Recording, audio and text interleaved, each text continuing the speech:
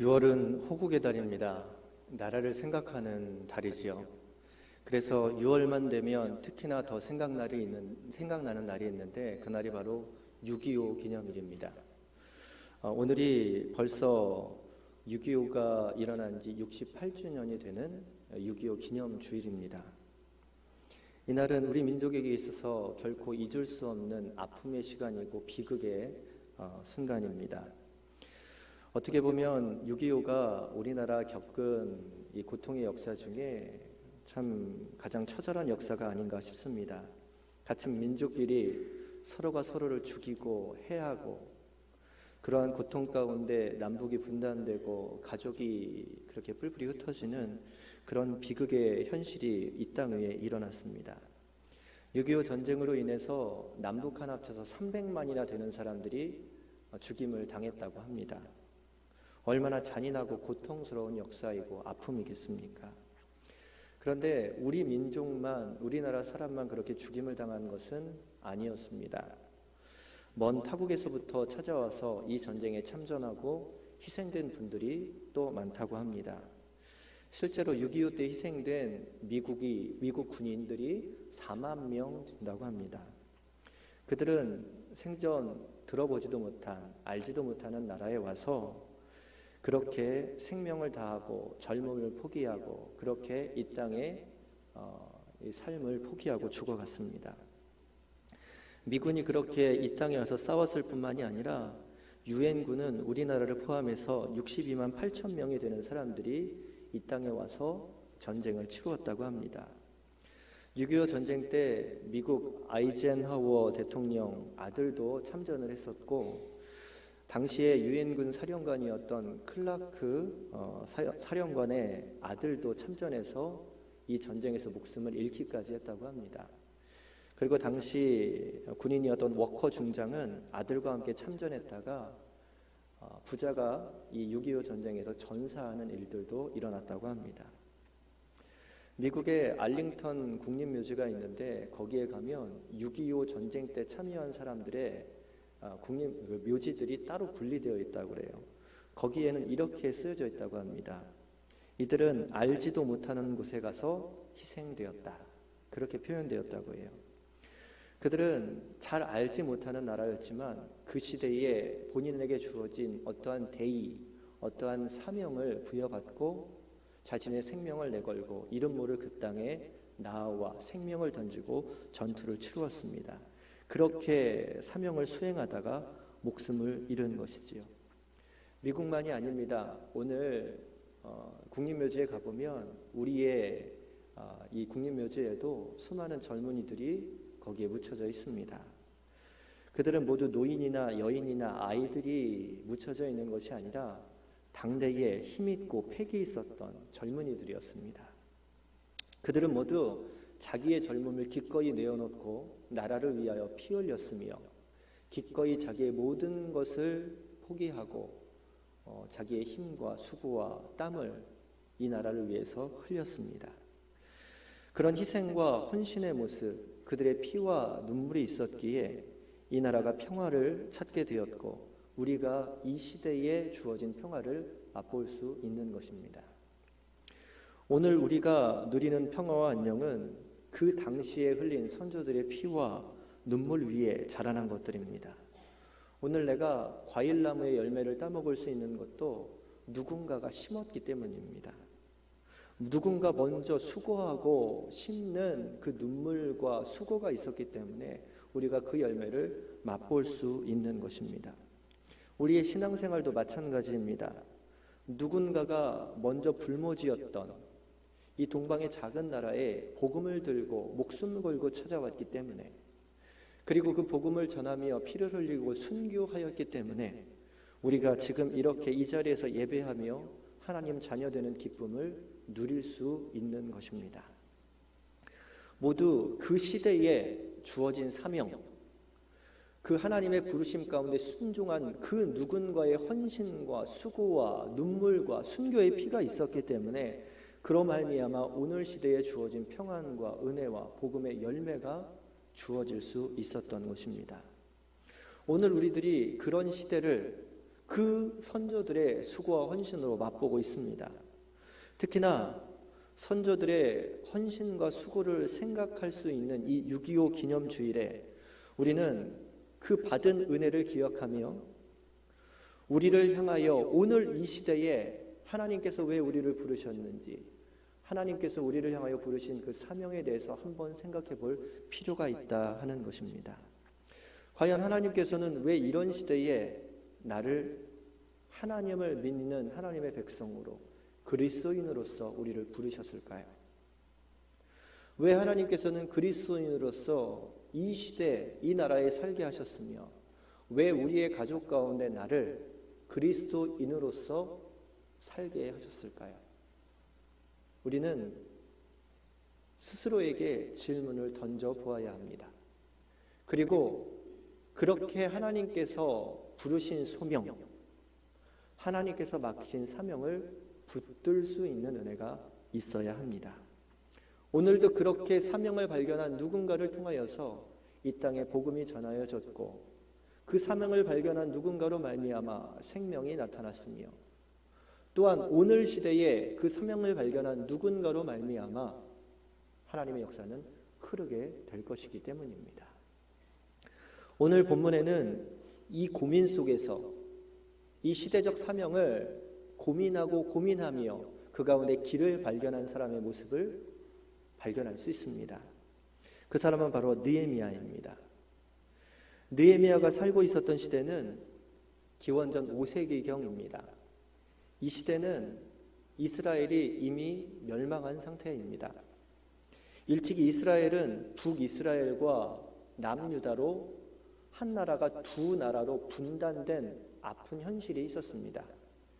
이전 사울과 다윗, 솔로몬 시대에는 왕정시대, 통일왕국시대를 이루고 있었지만 솔로몬 이후에는 북이스라엘과 남유다로 우리나라가 분단된 것처럼 두 나라가 나누어져서 갈등하고 있었습니다. 그런데 이 두 나라는 하나님을 멀리하고 우상을 섬기는 삶을 살게 됩니다.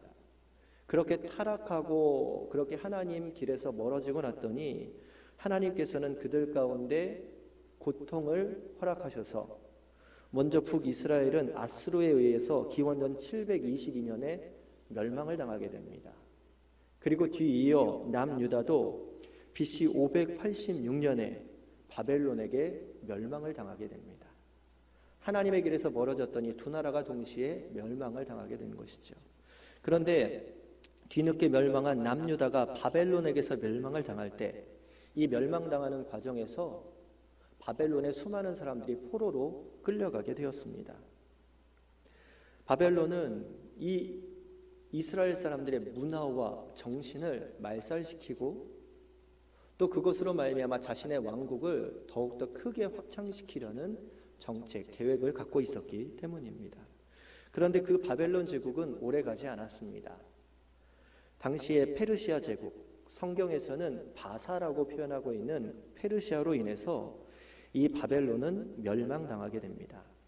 그런데 페르시아는 바벨론과 달리 이민족, 정복해 놓은 이 민족에 대해서 유화적인 정책을 썼습니다. 그들의 종교를 인정해주고 그들의 문화를 인정해 주었습니다. 심지어는 바벨론 시대에 끌려온 사람들을 자기의 나라로 돌아갈 수 있는 그런 유화 정책을 썼습니다. 그래서 바사왕, 페르시아왕 고레스 때에 포로로 끌려온 자들에게 귀환을 허락하게 되었는데 총 3차에 걸쳐서 바벨론에 있던 포로들이 자기의 나라로 돌아가게 됩니다. 그때 1, 2차를 지나고 3차 귀환할 때의 인솔자가 바로 오늘 말씀에 등장하는 느헤미야입니다. 즉 오늘 읽은 본문 느헤미야 1장은 3차 포로 귀환 직전에 일어난 사건을 기록하고 있습니다. 느헤미야는 원래 포로로 잡혀온 사람입니다. 그 출신이 일반 바사, 페르시아의 사람들보다 출신이 좋지 않습니다. 그런데 그랬던 그가 출세하여 왕궁에서 왕의 술시중을 드는 관원이 되었습니다. 관원이 되었다는 것 자체도 큰 일인데 왕의 술시중을 두었다라는 것은 왕이 신뢰할 만한 높은 위치에 올랐다는 것을 의미합니다.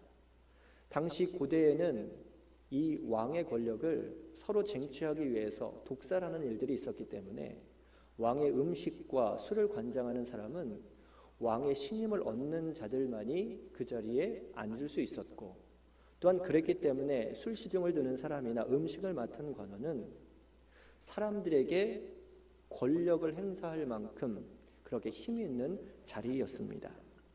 포로로서 그 위치에 올라갔다라는 것은 굉장히 대단한 성공입니다. 출세입니다. 그래서 그는 당연히 안락한 삶, 평안한 삶, 부유한 삶을 누리게 되었을 것입니다. 보통 사람들은 이렇게 성공하면 이 삶을 누리는 것에 만족하고 다른 것에 신경 쓰지 않습니다. 혹시나 다른 문제에 개입하여서 내가 여태껏 쌓아왔던 이 안락한 삶이 무너질까 봐 걱정하는 마음에 몸을 사리는 것이 일반적인 모습입니다. 그런데 느헤미야는 달랐습니다. 오늘 주어진 평안에 안주하거나 거기에 만족하지 않았습니다.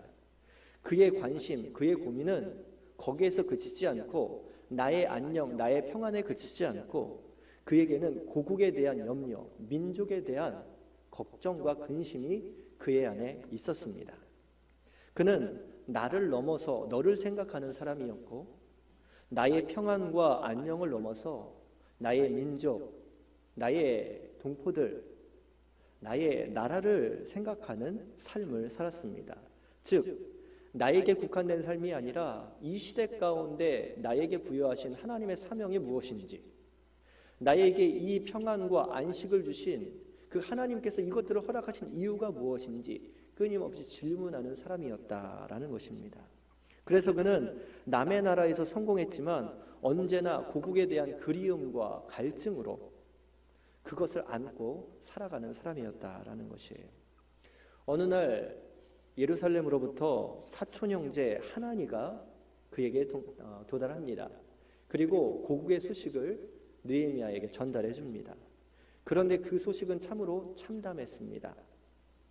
이 예루살렘, 이 이스라엘이 침공당해서 예루살렘에 불타고 성벽이 무너지고 그리고 백성들이 탄식하고 있다라고 하나니는 그 소식을 전해 주었습니다. 보통 사람들 같으면 이 소식을 접했을 때 내가 예전에 여기 오길 잘했구나 하고 생각했을지 모릅니다. 대부분의 사람들이 이런 수준의 이런 생각에 이 시대적인 어려움 속에서 나의 안녕, 나의 주어진 위치만을 생각합니다. 제가 미국에서 공부할 때 연평도 포격 사건이 일어났습니다. 미국에서도 한인 방송이 나오는데 한인 방송이 채널이 몇 개 없어요. 그런데 연일 매 뉴스마다 매 시간마다 특집 방송으로 이 연평도 포격 사건을 계속 방영을 하는 겁니다. 제한된 채널에 제한된 소식을 듣다 보니까 한국이 지금 전쟁의 위기 가운데 있구나라는 생각을 한인들이 모두가 갖게 되는 거예요. 되게 외국에 나가 있으면 애국자가 된다라는 말이 이런 의미에서 생겨나는 말인 것 같습니다. 한국이 지금 전쟁의 위기에 있는 것 같이 느껴집니다. 그러니까 한인 사회에서도 한인 교회 가운데서도 예배를 드릴 때마다 기도 가운데 이 나라의 안녕과 이 전쟁의 위협에서 도와주시기를 하나님 앞에 기도하는 내용들이 속속들이 고백되어지고 드려지게 되었습니다. 그런데 어느 장로님이 주일날 예배 때 강단에 올라가서 이렇게 대표 기도를 하는 거예요. 전쟁 위험이 계속 있고 지옥 같은 한국 땅을 떠나 천국 같은 이 땅에 와서 살고 있게 하시니 살게 하시니 참으로 감사합니다. 이렇게 기도하는 거예요. 만약에 실제로 우려했던 대로 전쟁이 터졌으면 이분은 전쟁의 위협 가운데 있는 고국, 어려워하는 사람들을 함께 아파하기보다는 지금 내가 전쟁의 위험에서 떠나 있구나를 생각하면서 오히려 기뻐했을지 모릅니다. 우리가 그때 잘 빠져나왔지 하고 전쟁을 구경했을지 모릅니다. 오늘 느헤미야의 상황이 그렇습니다. 지금 고국에서 성공했습니다. 고국에서 이 남의 나라에 와서 포로로서 성공한 삶을 살았습니다. 그런데 지금 고국에서 들려오는 소식은 전쟁의 위협이 있고 고통이 있고 아픔이 있다 합니다.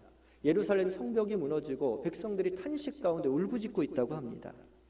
그런데 느헤미야는 그 모습 가운데 잘 빠져나왔지, 나는 지금 평안하니까 기쁘지, 이렇게 이 상황을 받아들인 것이 아니라 그때의 느헤미야는 이 고통스러워하는 민족을 바라보며 주님을 향하여 기도하고 금식하기 시작했습니다.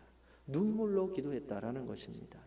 고난받는 동포들, 그들과 함께 내가 고난을 함께하지 못함을 애통해하며 고국을 위해서, 동포들을 위해서 기도하는, 눈물로 기도하는 그런 모습을 보여주고 있다라는 것입니다. 오늘 말씀에 나타난 기도의 내용이 바로 그것이에요. 나는 편하게 살고 있지만, 나는 지금 부유하게 살고 있지만 고통당하는 그들을 생각하며 그들이 겪고 있는 그 아픔의 문제들을 놓고 대신 회개하고 대신 간구하고 대신 그들과 함께 기도하고 있는 모습, 그것이 바로 이 문제를 바라보는, 그 문제를 대처하는 느헤미야의 자세이고 모습이었다라는 것입니다. 그렇게 열심히 기도했습니다. 그렇게 금식했습니다. 그러고 났더니 당시 왕이었던 아닥사스다 왕이 그런 느헤미야를 보고 네 얼굴이 왜 그러느냐, 수심이 있느냐, 내 몸에 병이 없는 건 내가 알고 있는데 지금 내 얼굴이 왜 이렇게 상하였느냐 라고 묻습니다. 금식하고 났더니 그렇게 기도하니까 얼굴이 축나고 몸이 축나는 것이죠. 그 모습을 발견하고 이야기했던 아닥사스다 왕에게 느헤미야는 고백합니다. 내 나라가 불타고 성벽이 무너지고 내 백성이 탄식하며 눈물을 흘리고 살고 있는데 내가 어찌 잘 먹고 평안히 쉴 수 있겠습니까? 내가 이것을 위하여 금식하고 기도 중에 있습니다. 그렇게 고백했어요. 그 말을 듣고 아닥사스다 왕이 어떤 마음을 품었겠습니까? 내게는 왜 저런 신하가 없을까? 이 사람은 비록 포로로 끌려와서 이렇게 좋은 위치에 있지만 그럼에도 불구하고 나라를 생각하고 민족을 사랑하는 참으로 귀한 사람이구나 라는 마음을 분명 아닥사스다 왕은 품었을 것입니다. 그래서 느헤미야에게 묻습니다. 내가 너를 위해 무엇을 도와줄까? 그렇게 질문했더니 느헤미야가 이렇게 얘기합니다. 저에게 휴가를 주십시오. 제가 고국에 돌아가서 탄식하는 내 백성들을 위로하고 무너진 성벽을 재건하고 돌아오겠습니다. 여러분, 진정성이 담긴 고백과 삶에는 감동이 있고 울림이 있습니다. 진정성이 있는 삶에는 그 진정성으로 말미암아 감동이 생기고 그래서 길이 열리고 도움의 손길들이 함께하게 됩니다. 하늘이 움직이는 거죠. 그래서 그는 왕의 허가를 받아서, 조서를 받아서 고국으로 돌아가게 되고 그렇게 백성을 격려하고 무너진 성벽을 재건하고 다시 돌아오게 됩니다. 그것이 오늘 읽은 느헤미야 1장을 포함한 느헤미야 전체의 내용입니다. 이 이야기가 바로 느헤미야의 상황에 대처하는 모습이요, 고국을 대하는 태도요, 나에게 주어진 이 위치, 하나님께서 부여하신 사명이 무엇인지를 깨달아 알아 행동하는 바른 모습의 결과다 하는 겁니다. 여기서 우리는 느헤미야의 참 아름다운 모습을 보게 됩니다. 느헤미야는 그 시대에 자기에게 왜 이런 권력이 주어졌는지, 왜 이런 위치가 나에게 주어졌는지, 하나님의 백성으로 하나님께서는 내가 이 시대를 어떻게 살아가길 원하시는지 그 고민 앞에 답을 찾습니다. 그가 가장 먼저 했던 것이 무엇입니까?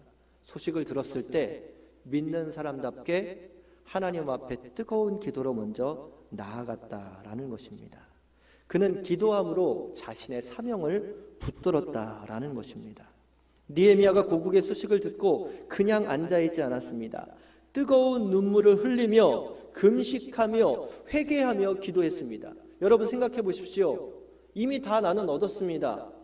다 모든 것을 취했습니다. 부귀와 안녕, 평안을 얻고 있습니다. 그럼에도 불구하고 하나님께서 주신 이 위치, 이것은 고국을 위하여 쓰라는 하나님의 막신 사명행을 그는 붙들었기 때문에 그 고통 속에서 눈물로 기도했고 금식으로 기도했고 하나님 앞에 회개하며 기도했던 것입니다. 어떻게 보면 나와는 상관없다 치부할 수 있습니다. 그럼에도 불구하고 느헤미야는 내 민족의 아픔이 곧 나의 아픔이고 내 민족의 그 고통의 상황이 나의 상황임을 기억하며 함께 그 문제를 향해 회개하며 기도하고 엎드리며 나아가고 있다는 것입니다. 사랑하는 성도 여러분, 오늘 그리스도인들 이 시대 가운데 우리를 왜 그리스도인으로 부르셨는지 우리는 한번 생각해 보아야 합니다. 이 시대 가운데 우리는 그리스도인으로서 어떤 사명을 감당하며 나아갈지, 우리를 왜 이 시대 가운데 그리스도인으로 부르셨는지 우리는 생각해 보아야 합니다. 그리고 이 시대를 향하여 우리가 어떤 자세로 나아가야 할지, 어떠한 모습으로 살아가야 할지 우리는 생각하고 결단해야 합니다. 많은 그리스도인들은 시대적인 고통과 아픔 속에서 이 느헤미야처럼 먼저 금식하며 회개하며 기도하는 모습을 갖추었습니다. 사랑하는 성도 여러분, 우리 그리스도인들에게 가장 먼저, 가장 우선적으로, 가장 크게 해야 할 사명이 있다면, 시대적으로 감당하여야 할 성령이 있다면 그것은 바로 나라와 민족을 향하여 기도하는 기도의 모습이다라는 것입니다.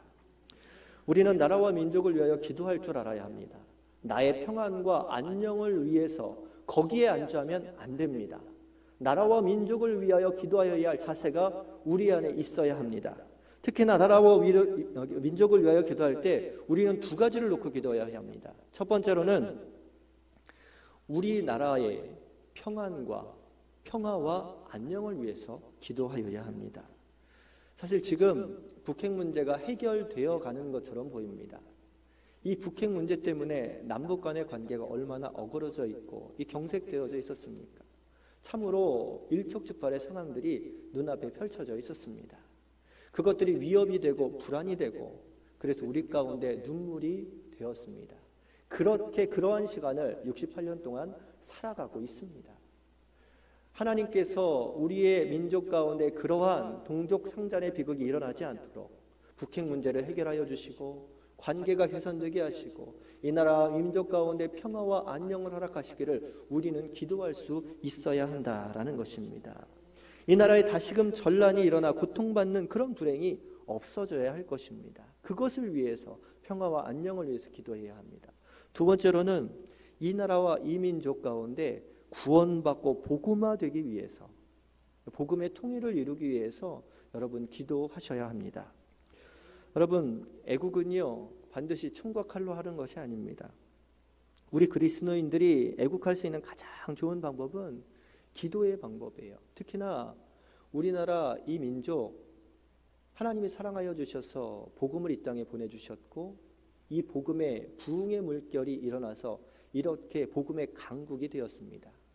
지금도 북한 땅에는 집계되지 않은 또 표현되지 않은 지하교회가 참으로 많다고 합니다. 지하교회 신자들은 예수님을 믿으면 그것이 드러나면 목숨이 왔다 갔다 하고 또 가족 전체가 3대가 멸하여지는 강제로 수용소에 들어가서 인간 이하의 취급을 받으며 살아가야 할 그런 고통의 기록 가운데 놓여져 있습니다. 그럼에도 불구하고 믿음을 지키는 자들이 북한의 지하에는 아직도 살아있다라고 얘기를 합니다. 탈북한 사람들의 증언을 들어보면 눈을 뜨고 그 모습을 볼 수 없을 정도로 참 그것이 정말 일어날 수 있는 일인가라며 여겨지는 사건들이 참으로 많습니다. 여러분, 복음을 왜 이렇게 북한이 두려워하는지 아십니까? 복음은 사람의 생각을 바꾸고 사회를 변화시키고 그렇게 전복시키는 그런 능력이 있기 때문입니다. 그래서 복음이 들어가는 곳에는 항상 변화가 일어났고 개혁이 일어났고 사람이 변화되고 체제가 바뀌는 그런 놀라운 결과들이 일어났어요. 그러니까 북한이 두려워하는 것이죠. 우리가 기도해야 할 것 두 번째는 이 복음을 통하여서 이 나라와 이 민족이 복음으로 말미암아 그 북한 정권이 변화돼서 복음으로 통일될 수 있는 그런 은혜가 이 땅 가운데 일어나기를 기도해야 한다라는 것입니다. 총과 칼로는 우리가 통일될 수 없어요. 이념으로 통일될 수 없습니다. 이성으로 통일될 수 없습니다. 오직 복음으로만, 하나님의 은혜로만 통일될 수 있습니다. 복음화를 위해서, 구원을 위해서 기도할 수 있어야 한다라는 것입니다. 수많은 그리스도인들이 이 민족의 역사 가운데 눈물로 기도하고 호소하며 하나님 앞에 엎드렸습니다. 일제 강점기 이 35년 동안 얼마나 많은 그리스도인들이 무릎을 꿇고 눈물로 호소했습니까? 6.25 전쟁에 처한 그 현실 가운데 얼마나 많은 그리스도인들이 믿음을 지키며 주님의 도우심을 간구하며 금식하며 회개하며 주님 앞에 엎드렸습니까? 우리는 그것을 기억하여야 합니다. 총칼을 들고 전쟁에 나아가는 것도 중요합니다. 그러나 더 큰 위력을 발휘하는 것은 기도라는 것을 알아야 합니다. 이스라엘 민족이 객관적으로 열세에 몰려있는 수많은 전쟁을 거쳤을 때마다 그 가운데 승리할 수 있었던 것은 기도함으로 하나님 앞에 아뢰었기 때문입니다. 기도가 있을 때에, 그렇게 하나님을 찾았을 때에 그 전쟁은 객관적 전력과 상관없이 승리하는 모습을 성경은 수없이 증언하고 있습니다. 그러나 반대로 객관적으로 우세한 전력을 갖고 있을지라도 기도가 없는 전쟁에서는 패하게 하시는 그러한 역사를 우리는 성경 가운데 보게 됩니다. 그렇게 우리는 그리스도인으로서 이 시대 가운데 나라와 민족을 위하여 기도할 수 있는, 무릎으로 애국할 수 있는, 기도로서 애국할 수 있는 우리의 자세와 모습이 있어야 한다라는 것입니다. 느헤미야는 그 기도의 모습으로 먼저 하나님 앞에 회개하며 나아가고 있다라는 것입니다. 예전에 우리나라처럼 분단된 국가가 하나 있었습니다. 바로 독일입니다. 독일이 서독과 동독으로 분리되어 있었습니다. 그런데 독일이 통일되기 이전 이 공산주의에 있었던 동독의 라이프치히에 성 니콜라이 교회가 있었습니다. 이 니콜라이 교회에서는 매주 월요일 오후 5시에 평화 기도회가 열리고 있었습니다. 이는 통일을 위한 기도 모임이었어요. 당시에 체제가 공산주의였지만 그래도 종교의 뿌리가, 이 역사가 있었기 때문에 종교에 대한 심한 탄압은 하지 않았던 곳이었기에 이 기도회가 열릴 수 있었어요. 그리고 그 기도회 가운데 많은 제야의 인사들이 참여하였고 또 그 참여한 것을 보호받았습니다. 동독의 체제상 이들에 대한 비밀 경찰의 감시가 점점 심해가고 있었습니다. 그러던 중 1989년 9월 4일 평화 기도회가 열렸던 날에 기도회를 마치고 사람들이 광장으로 나왔습니다. 그리고 함께 모여서 대규모의 평화 시위를 하게 되었습니다. 사람들이 평화 기도회 후 가진 마음을 가지고 이제 거리로 나아가는 거예요. 교회 앞 광장에 모이기 시작했습니다. 그런데 함께 기도에 참여했던 사람들만이 아니라 시민들도 그 모임에 참여하기 시작했습니다. 경찰이 강력히 해산할 것을 요구합니다. 그런데 대중들이 더 몰려들었고 거리 행진을 시작했습니다. 거리 행진을 시작했어요. 약 1000명의 사람들이 모여서 자유를 외치고 거리를 행진했다고 합니다. 그게 1989년 9월 4일의 일이에요. 이 9월 4일에 이 거리 평화 행진을 시작으로 2달 동안 매주일 월요일마다 이 평화 기도회가 끝난 이후에 거리 행진이 시작되었다고 합니다. 경찰의 무력 진압이 시작되었어요. 70명의 제야 인사들이 체포됐습니다. 그런데 시위는 그치지 않았습니다. 약 2개월 동안 이 계속된 집회 가운데 사람들이 점점 불어나기 시작합니다. 9월 11일에 한 주 지난 9월 11일에 더 많은 사람들이 모였습니다. 평화기도회가 월요 시위가 된 거예요. 한 주 걸러서 9월 25일에는 평화기도회 후에 성 니콜라이 교회 앞 광장에는 맨 처음에는 1000명이었는데 9월 25일에는 10,000명이 되는 사람들이 모여서 시위를 하게 되었습니다. 저항운동이 더 거세지는 거예요. 한 주가 지난 10월 2일에는 2만 명의 시민이 참석했다고 해요. 10월 9일에는 무려 7만 명이 되는 사람들이 그 시위에 참여하게 되었다고 합니다. 그들은 함께 거리로 나와 손에 손을 맞잡고 거대한 원을 그리고 그렇게 서서 자유를 외치고 비폭력을 외치고 그렇게 거리를 그런 자유의 물결로 만들었습니다. 여러분 생각해 보십시오. 작은 기도의 불길이, 교회에서 기도의 모임으로 시작된 그 불길이 번지고 번져서 믿지 않는 사람들, 기도에 참여하지 않은 사람들까지 자유를 향한 울부짖음에 동참하는 큰 모임으로 시작된 것입니다. 작은 기도의 불씨가 커다란 불길이 된 것이에요. 그리고 그 불길은, 작은 교회에서 시작된 불길은 그 지역을 넘어서 동독 전체로 번지게 되었습니다. 그래서 10월 16일에는 12만 명이 달하는 사람들이 모여서 함께 평화를 외치며 자유를 외치며 통일을 외치며 그렇게 거리 행진을 벌이게 되었습니다. 그날은 집회를 방해하고 강제 해산을 종용했던 경찰들과 군인들도 합세하여서 자유를 외치고 평화를 외쳤다라고 합니다. 그렇게 시작된 그 평화의 운동, 그 외침은 계속 이어져서 두 달 뒤인 89년 11월 9일에 드디어 동독과 서독을 가로막고 있었던 베들레헴 장벽이 무너지게 되었다고 합니다. 여러분, 분명 나라의 평화와 안녕은 공짜로 이루어지지 않습니다. 거기에는 분명한 눈물과 기도와 땀과 헌신과 피가 쌓여져서 이루어지는 것입니다. 68년 전 이 땅에 전쟁, 전 세계가 참여하여 흘린 피가 있었습니다. 이 땅의 수많은 젊은이들이 그 시대의 사명자로서 제 역할을 감당하며 피를 뿌렸기 때문에 그 전쟁으로 인하여 나라가 무너지지 않고 이 시대 가운데 평화를 이루어낼 수 있었던 것입니다. 만약에 그 젊은이들이 그 시대의 사명을 외면한 채 도망쳤다면 지금 이 나라는 존재하지 않았을지 모릅니다. 그들이 참여하지 않았다면 우리는 지금 북한에서 고통당하고 있는, 힘들고 가난에 쩔어 있는 그들의 모습과 동일한 모습으로 살아가고 있었을지도 모릅니다. 그렇게 내 나라, 내 평화는 저절로 이루어지는 것이 아니라 수고와 눈물로 이루어지는 것임을 기억하며 우리가 할 수 있는 수고, 기도의 자세로 오늘 우리의 삶 가운데 나아가야 한다라는 것입니다. 미국 워싱턴에는 한국전 기념공원이 있습니다.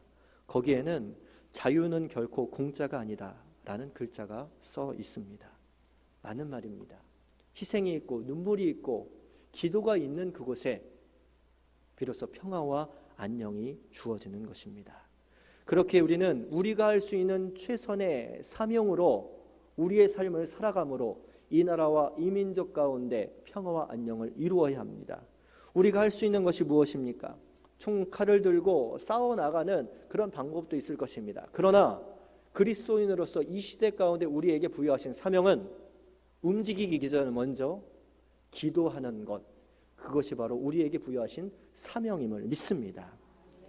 그리스도인들이 먼저 총칼이 아닌 기도함으로 무릎으로 애국하며 나아갈 때에 이 나라와 이 민족 가운데는 하나님의 아름다운 공의와 평화와 안녕이 세워질 수 있을 것입니다. 느헤미야가 먼저 무릎으로 기도하며 회개하며 하나님 앞에 엎드려 금식하며 기도하였던 것처럼, 그렇게 기도함으로 이스라엘의 성벽이 재건되고 이스라엘의 모습이 회복되어져 갔던 것처럼 이 땅의 그리스도인들이 우리에게 부여하신 사명, 기도함의 모습을 회복하고 하나님 앞에 회개하고 온전히 기도하며 나라를 위하여 눈물 지을 때 그 모습을 통하여 하나님께서는 이 땅에 평안과 안녕과 하나님의 공의를 아름답게 세워가시는 축복을 우리 가운데 허락해 주실 줄 믿습니다. 그러한 모습으로 이 시대 가운데 부여하신 사명을 온전히 감당할 수 있는 여러분들이 되시기를 주님의 이름으로 간절히 축원합니다. 우리 시간 함께 기도할까요?